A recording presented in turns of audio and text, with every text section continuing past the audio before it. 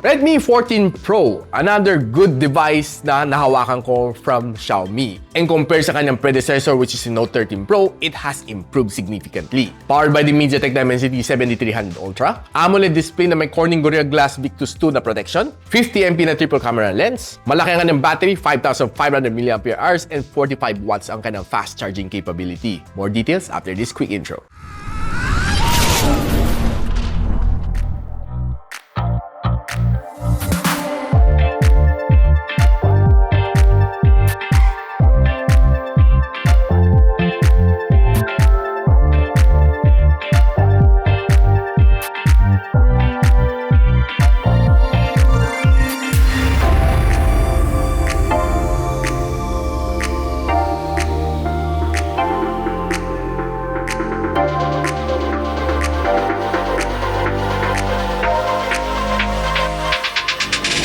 Now, ito, Redmi Note 14 Pro na may 8 plus 120 gigs of storage would come at a price point at around mga 12,600 pesos. And nabili ko to sa UKDB Gadgets, which you can check on the link on the description box below.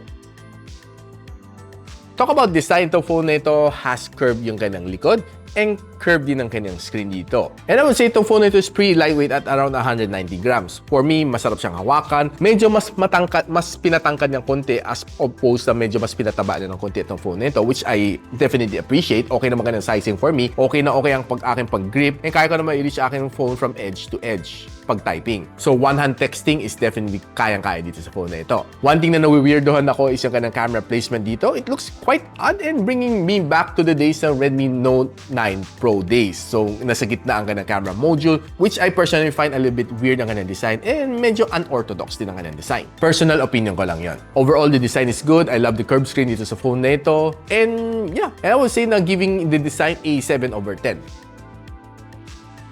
Now, this phone has a MediaTek Dimensity 7300 Ultra. Alam naman natin, it can perform naman at to a certain level and I was able to squeak out a 662,000 points sa Antutu benchmark. For me, not bad. Ito ang breakdown score. 848 ang kanyang loop score and 99% stability sa Wide Extreme. Ito ang kuha na dito sa CPU benchmarking ng Geekbench and ito naman sa kanyang GPU benchmark. Looking very good ang kanyang thermals and it throttled to 94% ang kanyang best performance. One thing to like dito sa phone na ito, it has a big battery size, 5,500 mAh and without adding too much weight din dito sa phone na ito. It can support you up to 45 watts of fast charging. So, charging from 0 to 100 takes you mga isang oras. Kayang-kaya naman niya siguro matapos ang charging dito. And on day-to-day basis na usage, kayang-kaya na magtagal siguro isa't kalating araw without even hitting the charging brick. Basta you're not doing some heavy games and you're not doing video conferencing for the whole day, walang problema naman dito sa battery na ito. And nung sinala ko sa PC Mark na battery stress test under 50% brightness and 60Hz screen refresh rate, 16 hours and 49 minutes ang binigay sa akin. Goods na goods ang kanyang battery performance. Now, let's talk about yung display na ito, phone na ito. I love yung kanyang curved display dito and it has a 6.67-inch AMOLED display with 120Hz screen refresh rate and kanyang maximum brightness, 3000 nits. And this one is being protected by the Corning Gorilla Glass Victus 2. For me, it's not bad kasi at a price point like this, it can give a Victus 2.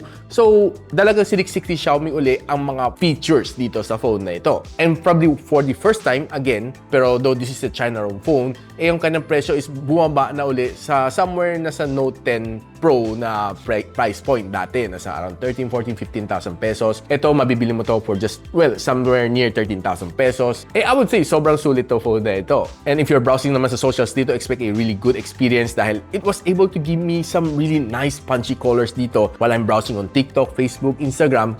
Walang problema ang swiping speed ko rin dito. Basta meron kang magandang internet connection, browsing on socials dito is definitely going to be a good experience. Now, if you're watching videos naman dito on YouTube, expect a good experience din dahil sa kanyang AMOLED display, the colors are punchy, and you'll be able to get some immersive na experience ito on this phone.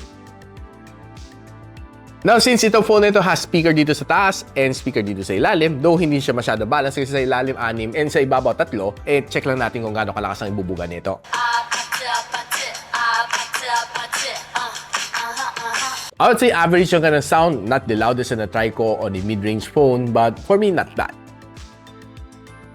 Naka-play 3 games dito sa phone na ito. Honor of Kings, Farlight 84, and Call of Duty Mobile. Na pagdating sa Honor of Kings, you'll be able to get a good game experience dito. And setting it to medium graphical settings, I would say na okay, kayang-kaya naman ng game na ito. Wala kang maging problema sa kanya. And the gameplay was good, fast naman siya, fast-paced naman siya. And honestly, I was able to enjoy naman dito sa phone na ito after playing for 30 minutes. And wala naman napansin na masyado na lags dito sa kanya. And the pinakamainit na achieve niya after 30 minutes of gameplay is around 40 degrees Celsius. Now, moving on to Farlight 84, setting it to medium graphical settings din dito, hindi ko na siya masyado sinagad-sagad kasi alam naman natin baka pumalya. And the gameplay was good. Though there are some minor frame rates along the way kasi di natin maiwasan kasi this is not a powerhouse na gaming chip. Huwag mo lang masyadong sagarin ng kanyang graphical settings. No? Pero sa Farlight 84 on medium graphical settings, and the touch response is good. So, yung sounds lang niya is just average. Don't expect too much, but you can always use your TWS para to give you a better experience. And pinakamainit na achieve niya after 30 minutes of gameplay is around 41 degrees Celsius. Sa Call of Duty Mobile, expect a really good game experience dito sa kanya. And kahit sagad-sagarin mo ka ng graphical settings na best sa kaya nitong phone na ito, it would be able to give you a really smooth experience dito sa kanya. And playing 30 minutes dito sa game na ito, I would tell you na maganda ka ng touch response and wala kang maging problema dito. Ang pinakamainit na achieve niya is 39 degrees Celsius after 30 minutes of gameplay. Pag-usapan na natin ang kanyang camera dito. This one has a 50MP na main camera sensor with OIS, 8MP na ultra-wide lens, and 2MP na macro lens, shooting you up to 4K and 30. And ang front-facing camera is a 20MP which can shoot you up to 1080 and 60. Now, simulan natin ang ating camera analysis with some outdoor shot. I would say na a little bit saturated ang mga greens na nakuha natin dito. Though it looks quite good naman if you were planning to post this on Instagram, okay naman siya. Medyo a little bit saturated. Hindi naman siya OA ang kanyang pagka-saturate. Now, if you're trying to look at some of the tall building shot, I would say clear na clear ang building and you'll get details from the clouds. Now, if you're looking at this Christmas flower shot, I would say na green looks good. I love the color production ng kanyang green dito. And trying to take a shot dito sa a simple chair. Now, I would say na ganda na kanyang pagka-focus sa subject. Litaw na litaw yung kanyang red and white. And we're trying to take some cat shot dito. Even though na medyo malikot ng pusang to, I was still able to get a shot na clear. And makita mo mga whiskers niya, lahat ng details is still preserved. Kung tinitingnan naman itong Christmas decor na ito on outdoor, well, medyo a little bit darker siya compared to sa nakita ko on my actual eyes. And itong shot na ito looks quite good and sharp din naman mga characters. And also this books na nakita ko looks good. Maganda naman kanyang pagkakuha. And trying to look at some of these shots na nakuha ko while I'm walking, looks good. Except medyo madilim lang dito sa part ng puno. And if you're trying to take some cityscape shot, you'll be able to get some nice snaps like this one. I love it. And kung ginagamit mo naman ka ng ultra-wide lens, this is how it looks like. Normal. And a 2x zoom shot. Na mapapansin mo dito sa kanya is that medyo mas lighter blue ang attack niya sa ultra-wide and medyo darker blue ang attack niya sa kanyang normal shot. And trying to taking some more cityscape shot looks really nice and I'd say na magandang performance yung camera na ito. Now, if you're going for indoor, okay naman, magandang mabilis naman siya mag-focus even though na medyo low light. Mas able to get in some of these nice taps and kita mo itong mga luya na ito. Though, pansin ko, hindi lang siya nakapag-focus sa maayos dito sa gitna. But if you're not zooming it in, makita mo okay naman, maganda naman ka ng shot. And looking at some of this Christmas decor shot na na-capture ko, I would say it's really nice. And yeah, further taking some of these shots, I would say na not bad ang camera ni Redmi Note 14 Pro. And taking a look at this cake shot and this one, okay naman siya. Pati ito waffle kahit walang ilaw, okay naman siya. And this one, pinocus natin, no, was able to get in a good snap naman dito sa kanya. Though hindi naman so super duper sharp, but I would say that it's still really nice and decent. And taking a look at some of this Christmas decor shot, I would say na maganda ka na pagka-capture. Na depende sa liwanag ng ilaw. And some of these shots are really looking nice and maganda ka na pagka-focus. I really enjoy my time taking some shots with the Redmi Note 14 Pro. And taking a look at some of this mga wedding gown shot, I would say na preserve yung mga details dito sa kanyang mga beads. And further taking some more shots inside the hotel, I would say pretty nice ang camera ni Redmi Note 14. Now, if you're trying to take some photo from the outdoor, okay naman siya. I would say na pretty nice and decent ang kanyang camera. Not the best, but I would say na decent naman siya. Really looking good naman. You'll be able to get some nice snaps sa kanyang front-facing camera. If you're trying to look naman on indoor, okay din, equally nice. Basta magandang lighting naman on indoor, you'll be able to get in some nice snaps dito sa kanyang camera. Now, if you're using the front-facing camera to take a video, I would say, uy guys, stable siya. Magandang kanyang resolution. And this could be a good, nice vlogging phone. And if you're using the rear camera, okay din siya. Smooth na smooth din siya. Yung kanyang video quality is good. And yeah, you can start up your vlog journey with this phone.